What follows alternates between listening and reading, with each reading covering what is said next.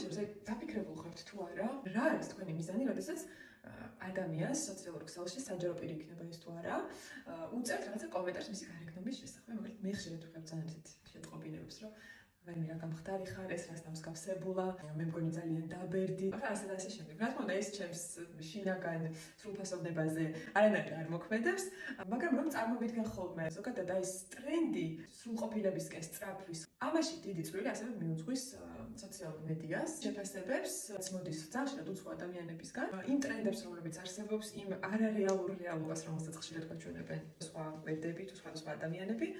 და დავფიქრდეთ, რომ ხშირად შეიძლება აი ამ სიგამხდრის მიღმა თუნდაც, ან სიმსუქნის მიღმა, ან დაოჭის მიღმა, რომელსაც მიუთითებთ, ხო?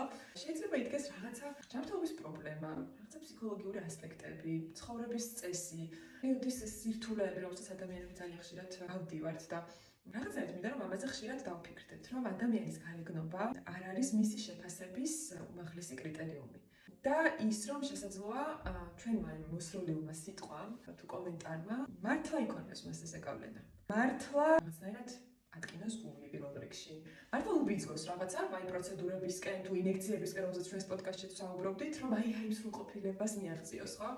ამიტომ მგონია უფრო ფრთხილად უნდა ვიყოთ. უფრო მეტად უნდა მივიღოთ ერთმანეთი, ისეთები როგორებიც ვართ. არ დავიშუროთ კარგიც რა, კარგი კომენტარები, რომლისთვისაც ყველას გიხდით ძალიან დიდ მადლობას.